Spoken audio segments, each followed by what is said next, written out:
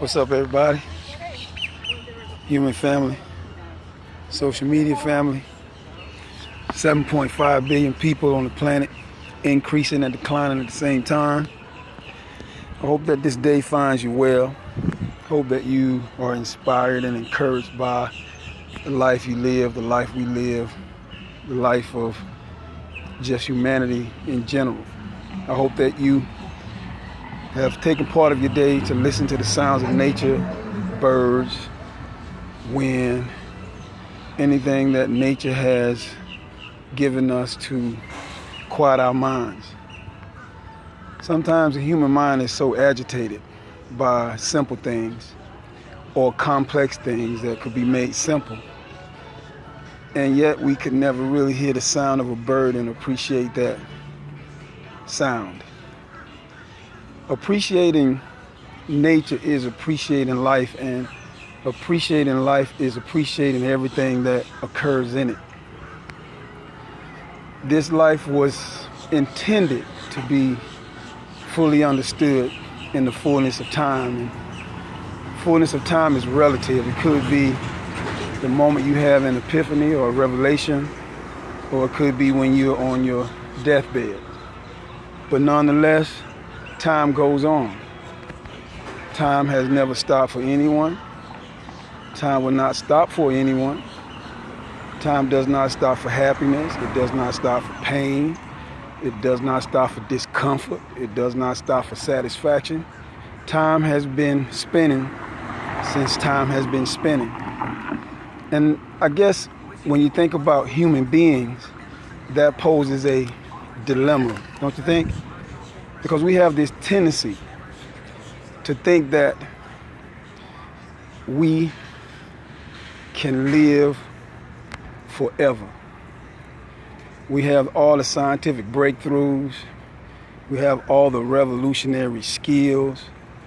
We have some of the most profound leaders in the world, be it in the business world, the medical world, the spiritual world. We have tons and tons of people that can guide us to what we perceive as everlasting life. But the chronological fact, and it always bring me back to this, and I hope that it brings you back to this too. The chronological fact is that there's always a number at the end of this life, and nobody knows what it is. But we are told that in the fullness of time, that we're supposed to have that revelation and then do well with the life that we've chosen. And once you choose that life, then you have to understand what that life entails, right? Like take me, for instance. I had big dreams and aspirations. No, they're still accomplishable in the time that I have. And then I'm pretty sure that you or someone in your family have big dreams, aspirations, and then there's some people that don't really, when they look at life, they're just satisfied with just trying to make sure that they can take care of everything they need to take care of. And then there are people with astronomical dreams. And everybody applauds anybody that accomplishes the dreams that they want. I know that I do. I'm a big fan for anybody that kind of get out and accomplish what they want. And it leads me to talk about this young man. I don't know if you guys know him. He's a neurologist. His name is Keith Black. And Keith Black is a neurosurgeon at Cedars-Sinai. I don't know if he's still there now, but he wrote this book. And the interesting story about Keith Black is when he was younger, his dad used to let him run nature, right? And go out and collect animals to dissect and to figure out how things were working. When he was 5, 6 years old, he was curious about the anatomy of like animals. And his dad saw that he had this knack for that particular skill. And they allowed him to explore what they thought that his gift would be. Now, his mother and father were educated, and they always sought the best education for their children. But this young man, he considered to be something special. So anytime he wanted to do something that pertains to what his father thought his talent was, they did not close any doors on him. And I'll pause right there and I'll continue on. How many of us today can look at the environment today and say that at 5 years old, my mother or my father or somebody saw something in me that allowed me to explore to the nth degree of what it takes to become successful. That somebody watched me, that somebody saw me do something and they wanted to mold me and turn me into the very thing they thought that I wanted to be. Well, his father saw that in him. And when he got old enough, they did not remain in Alabama. They went to some state up north, I forget exactly where it was, so that he could explore his gift even more. When he turned 17, they found out he was even more gifted because he was solving problems that neurologists at that time, or doctors at that time, or interns at that time, or students at that time had no idea as to what it would take to solve certain things. And as I'm reading the book, I say, now this is astonishing that at 17 years old, he's trying to solve problems to help the brain and the mind at that time. And at the particular time, it wasn't neurology for him. It was just him just trying to understand the science and the makeup of species, of human beings and hearts and blood vessels and all those kinds of things. And then once he finished, he discovered something that caught the attention of the world, and it was published in a newspaper article. And the next thing you know, he found himself at the University of Michigan, if I'm not mistaken, to study science even more. Now, you and I, what have we found in our lives at 17? Or what do you see in some 17-year-old right now today as we listen to this live, to say to this child, you got that talent. Go ahead and pursue that talent, and we'll be behind you with that talent. Whatever pitfalls may come, if this is what you want to do, I suggest that right now you pursue it wholeheartedly. Mr. Black was, what it turns out is, he was a phenom in the game of neurology before you have someone to say, yo, this is the skill that you have. Well, we want to market that skill. We want you to pursue that skill even farther. Now, this is a young man who wanted to study the brain, ladies and gentlemen. Now, how many of you today want to study your own brain? How many of us want to have deep introspection in terms of what is it that I can add right now of value to change the way that I feel or the way that I see the world? Take a step further. Once Mr. Black got to the point to where he had become recognized for his ability and his unique gifts, he had a decision he had to make, and I think it was at the University of Pennsylvania, something I forget. I have to go back and try to remember that. But the situation came, turned from him to become like the chief officer of this university. And it entails him being able to write out plans, which he's already done, and then become the head honcho of a university.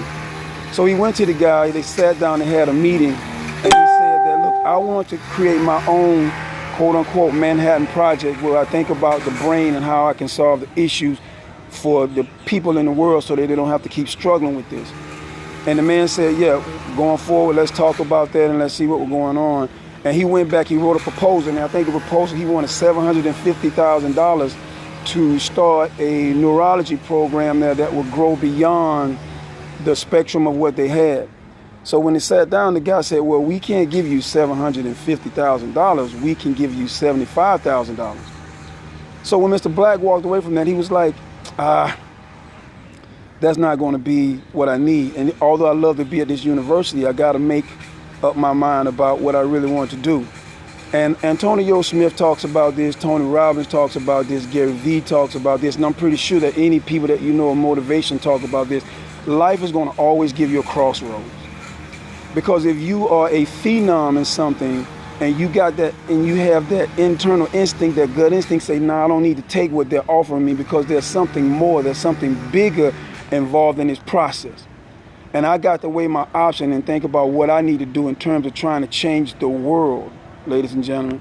And when you're born into this life, if we don't tell you that when you're young, we need to tell that when you understand, like when you're 17 years old, that you're put on this planet to change the world.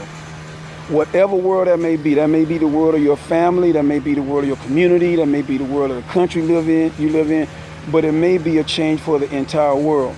So Mr. Black said, according to the book, he sat down and he thought about that, and then he called a young man at Cedars-Sinai Hospital.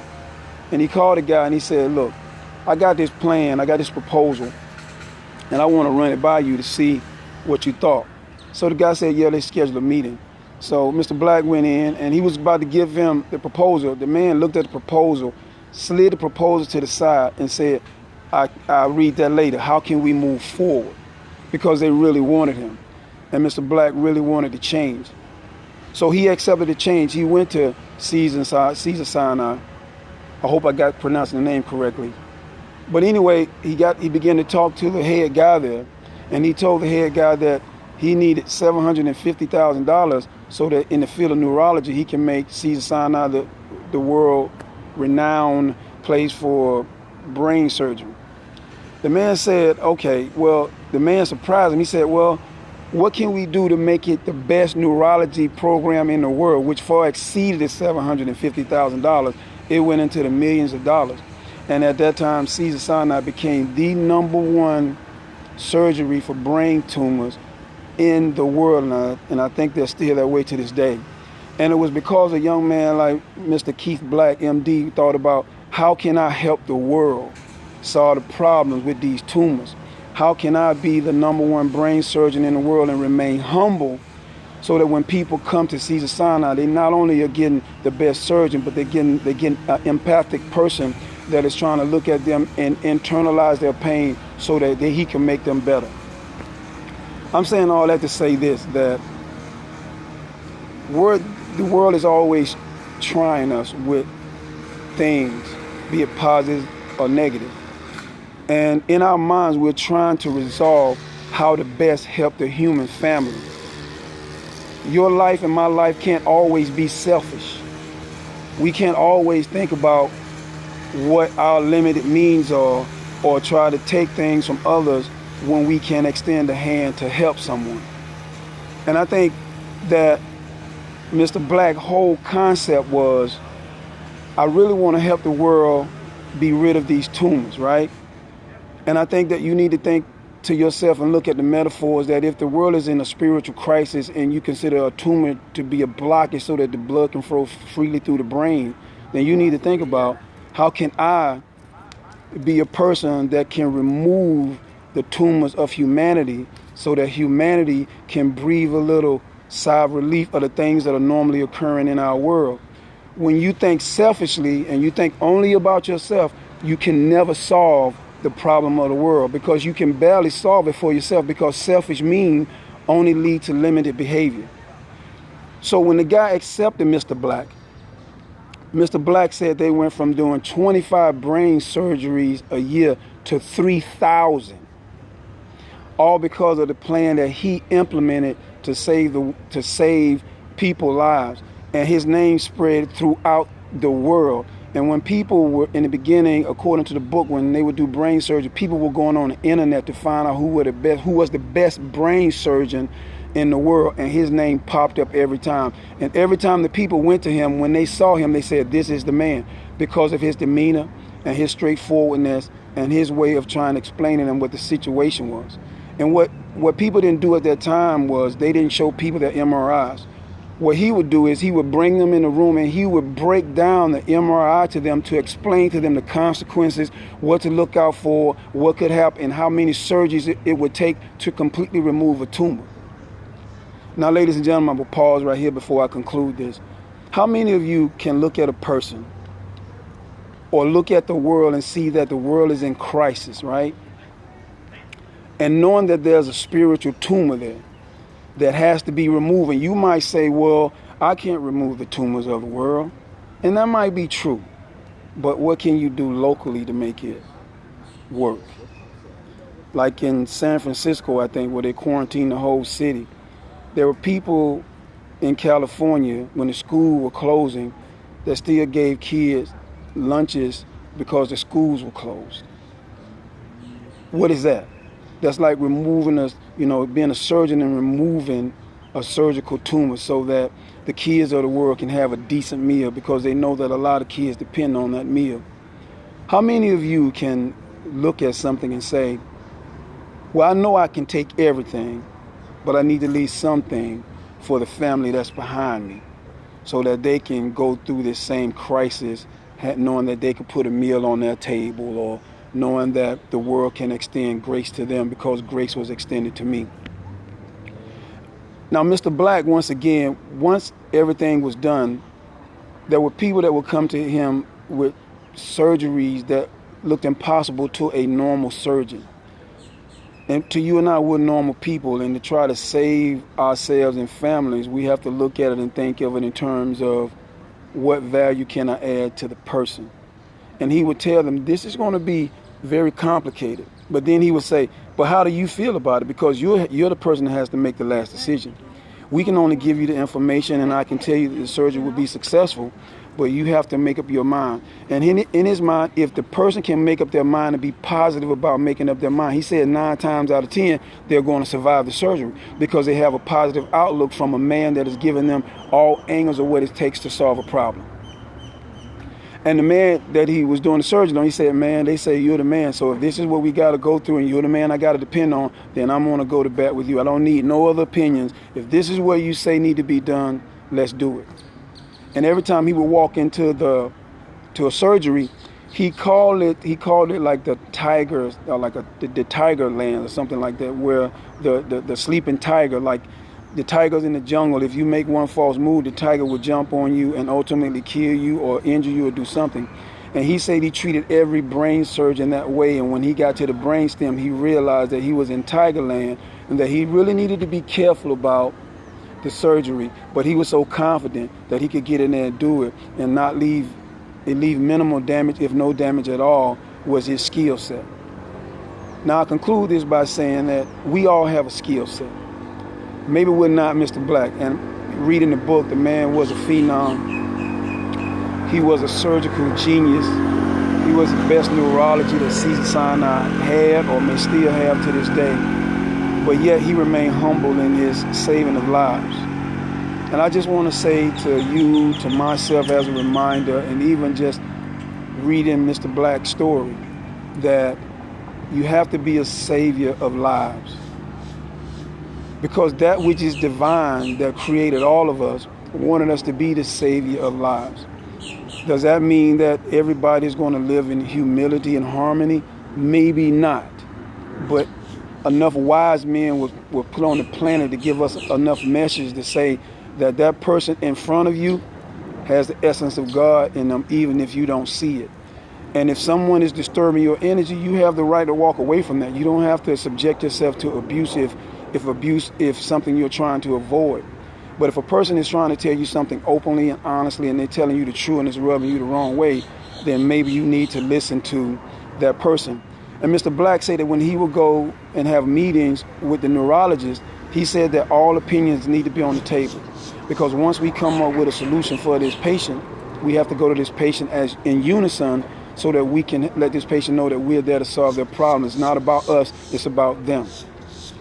So when you think about yourself at night and you think about your family, and you think about other families and you think about other people, you need to be able to say the same thing. What can I do to know that my family is taken care of? So that when I go out to serve the world, that I know that not only have I taken care of my family, that I'm in a position to make sure that the next family and their children have a safe day today and the next day and going forward. I guess they call it paying it forward, maybe. But ladies and gentlemen, this whole thing about life is beautiful. Treacherous though the journey may be, it is beautiful nonetheless. And it is even more beautiful, I think, and it's more profound when we can just understand just the basic principles of what it means to see a life, to value a life, to treasure a life, and to see that life develop. If Mr. Black, mother and father, did not do that for him, he probably would not have the Cedars-Sinai. Probably wouldn't be the neurosurgeon hospital of the world. Probably the things that he found, nobody else would have found. When you're searching for your gift, this is what Antonio used to, he still said to this day, I think. He used to say that in order to help people, you got to find something that they could use. And if you find something that people can use, there'll always be the path to your door because you're trying to save lives. And in a more simplistic way that I would put it to you is, When you get up every morning and you proceed to your job or that level of entrepreneurship that you're seeking or that speaking engagement that you're trying to get, you have to ask yourself, when I stand before these people, am I actually, truly, empathically trying to save lives? Ladies and gentlemen, if you do that, and it doesn't matter if you're an athlete or a surgeon or a psychologist or a speaker or a business person or a layman's person, if you're just trying to help someone make it to the next day, then I think that process will cause you to be a healer of not only yourself, not only the healings of others, and just the healing of the world. I want to thank you guys for joining me today, and I just want to say to you all that our processes are different because of the lives that we have, but the journey is the same. The journey is you're born, you live, and then you punch your library card. But when you punch your library card, make sure that it has so much wealth of information that when people look back to you, they can look back and say the same thing about Mr. Black. This man saved my life. This person poured into me and they changed my life. Ladies and gentlemen, till tomorrow, you guys have a great day. If you like what I've spoke about, if you like, I'll try to get the title of the book for you guys tomorrow about Mr. Black. Can't think of the title of it right now, but I'll definitely have it tomorrow. And we'll continue with part 2 of this. But if you like this, please like it and share it with other people. And if you got any comments, please leave them, because I'm always trying to find a way to say to you that I appreciate you, that I know that God loves every human being on the planet, and that God seeks for us to try to impact and change our lives. And I'm going to leave you with this. Like, it's not really a joke. There's a guy I know named Leo, and he always make funny posts. And sometimes they're funnier than other times, but they're always in humor. And he put this picture of a cart, and someone said that they weren't feeling well. So in the cart, he had a picture of a Corona, like a 6-pack of Corona. And when you enlarge the picture, I think there was wine or some liquor beside it, and it said virus. And in the caption he wrote, I got that Corona. Now, the reason I'm telling you this is because when I woke up this morning, I wasn't in the best of moods, right? Because, you know, life is real heavy, man. And if you didn't have people to make you laugh in it, it'll probably be even heavier. And that made me laugh uncontrollably, and I'm still smiling at it now, because who would have thought to do that, right? And so throughout your day, even in the difficult times, just find room to laugh. Find room to understand that time still is going to move, man. It's not going to stop for nobody. It's not going to stop for no virus. It's not going to stop because of a hurricane. It's not going to stop because you're mad, I'm mad. It's not going to stop because your kid is crying or not crying. Life is just going to move, man. And if you're not careful, it'll move at blazing speed. So smile a little bit. Take it seriously. Read a lot at this time. Listen to things that motivate you, and find a way to motivate yourself. And if you see your kids have talents at a young age, tap into that really, really early, so that if they do find their breathing room when they get older, it'll be because you pointed the way for them. Until next time, ladies and gentlemen, like this and share it, and I'll talk to you later. Peace.